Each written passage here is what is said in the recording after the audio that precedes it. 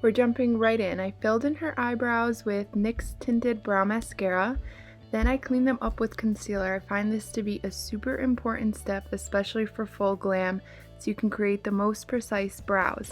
It's also a great step for anyone learning to do brows. It helps to correct any mistakes you may have made. Make sure you brush a spoolie through your brows every so often to make sure the product gets blended in. Next, I used the concealer from Too Faced Born This Way in shade Ferris all over the lid. Then I set the concealer with a loose powder by Graftobian. This helps to prevent creasing. Some artists I know like to go in with the shadows when the concealer is wet, but I personally don't. You don't have to let the powder sit for long. After a few seconds, you can dust it off. Some of the powder may get on the rest of the face. Don't worry, you can easily clean that up. The first eyeshadow I went in with was the lightest pink shadow in the Crown Rainbow palette, blending it in the crease all the way to the inner corner to the outer. Feel free to be messy for this part, no need to be precise. Then I moved on to the medium pink in the same palette, pretty much doing the same exact thing. Here's a little trick for you guys. I actually ended up using a blush as the next eyeshadow. I would just be careful with this trick. Some blushes aren't safe to use on your eyes. Make sure the blush you use is a matte or satin finish. Don't use a blush that has a lot of glitter and sparkle. If you do decide to try this trick, obviously do it at your own risk. I'm focusing this blush color more in her crease, a little lower than the other colors, and not going as messy as I was before. Make sure to take your time. When you are learning eyeshadow, the best tip I can give you is to take your time and blend. I can't stress that enough. If you only have 10 minutes to do your eyeshadow, you're not going to be able to achieve a look like this. Set time aside to practice. Always start with a lighter shade and build up. If you're doing a black smoky eye, never start with black. The idea is to start at 1 and make your way to 100. Just keep blending and packing on the product.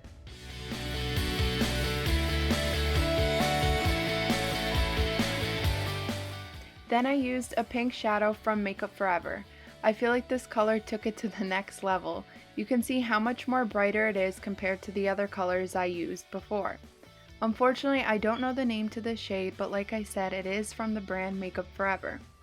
With this shade, I had her open her eyes and I focused it way more into her crease, right in the socket in the hollow area.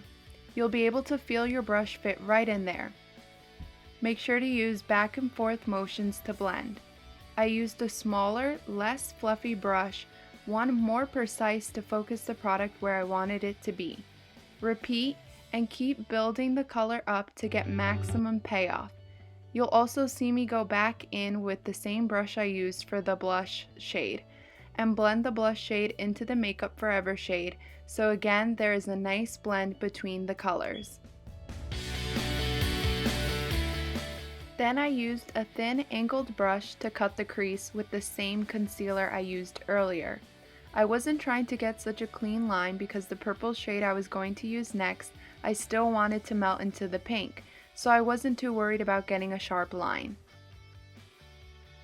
Next I went in with the purple shade from Jaclyn Hill's palette. You can see how the shadow from the brush isn't transferring well to her eyelid.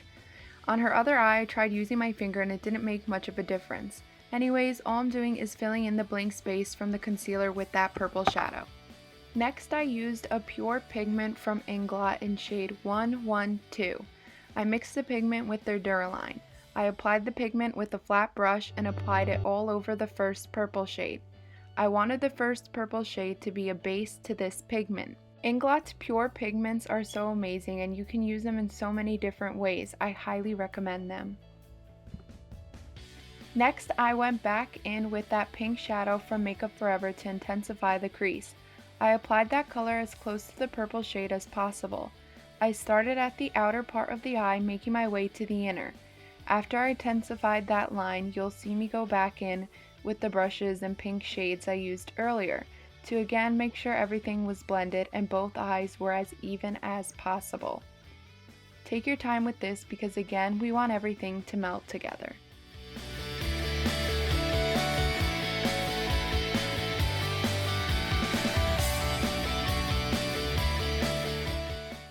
Next up is my favorite part, applying lashes. I know a lot of people struggle with this part. Maybe I can make a more detailed tutorial about applying lashes, but hopefully you can learn from this video too. You have to wait for your glue to get tacky and then start by applying the lashes in the middle of the eye. Once it's set in place, grab one corner of the lashes and lock it down, and do the same to the other corner. For clients, it depends on how shaky or watery their eyes are. That will all depend on whether I have them close or open their eyes during this process. I had her closed because her eyes were too shaky. You'll also see the lashes attached to her bottom lash line, so I just had her look up and tugged very carefully and it came apart. As for what lashes I used, I don't know the exact name or style of them, but they are from the brand Ardell. I absolutely love Ardell. They are affordable compared to other brands, and they are easy to access. You can find them at places like Target, CVS, and Walmart. Then you see that I went back in and started to build up the purple in the crease. For foundation, I wanted full coverage for full glam, so I used the Mayron HD Cream Foundation. When I was editing, I realized that foundation looked too light for her in the video footage, but trust me, in person, it was a match. Next, I set her under eye area with the Graftobian translucent powder to again prevent creasing. If you're going to be around flash photography, then I wouldn't recommend this translucent powder because it does contain celia, which is the main ingredient that causes flashback. I totally forgot I was going to cream contour, or else I wouldn't have baked under her eyes. You should do all creams before powders. That's why you'll see me apply cream contour to the tip of her nose and not the edges, because there was powder around that area and I didn't want it to interfere with the cream when I started blending. When blending out cream contour, always do up and down motion, never swipe so that you're not messing with the foundation. Next, I set the cream contour with an Anastasia powder bronzer. Again, I was doing an up and down motion to lock it in.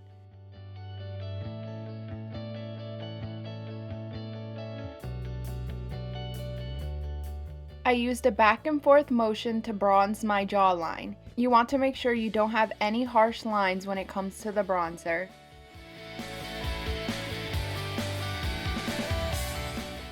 Then I powdered contoured the nose, and I didn't realize how much I put at first since I was working on the opposite side of that part of her nose.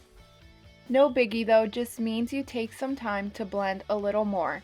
And then a trick, if that ever happens to you guys, you'll see me apply the translucent powder over the side of her nose. It'll blend it in and make the pigmentation a little more subtle. You can also use this trick if you apply too much blush.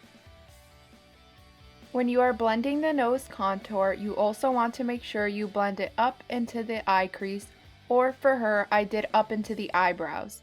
All depends on the nose structure you're going for.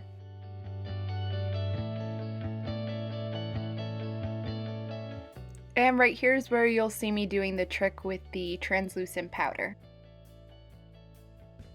Next, I apply the translucent powder under the cheek contour. This is another great trick if you want to clean up your contour because it's too messy, or if you want a sharper look. Always start from the top of the ear and go down at a slant. The brush I'm using is a great brush for this process because its edges are flat and can hug the contour area properly. Next, I went back in with more bronzer to emphasize the cheekbones. I also went back in under her jawline to add more bronzer. Here you'll see me flip my brush to the clean side, and all I was doing was cleaning up the edges with the clean side of the brush. Then I had her smile so I could find where her smile lines were, and I packed some translucent powder to prevent creasing. Here I was just wiping off the translucent powder using a big fluffy brush. Next, I applied blush. I am such a huge fan of blush. Not everyone is, but I definitely am. I used a blush from the Balm Cosmetics in shade Frat Boy. Next, I did her bottom lash line with the same pinks I used on her eyelid, using a smaller brush to concentrate in that area. Also making sure to give her breaks because this step can tickle the eye, making it water and feel a little uncomfortable. Again, making sure to start with the lightest pink and making my way to the darkest pink. The darker pink, I made sure to keep it closer to the lash line, versus the other two lighter pinks, I smoked them out. Next, I used highlighter from the Anastasia palette. I applied it on her nose, highest points of her cheeks, inner corner of her eyes, Cupid's bow, and under her brows. Again, this is full glam, so we went hardcore with the highlighter.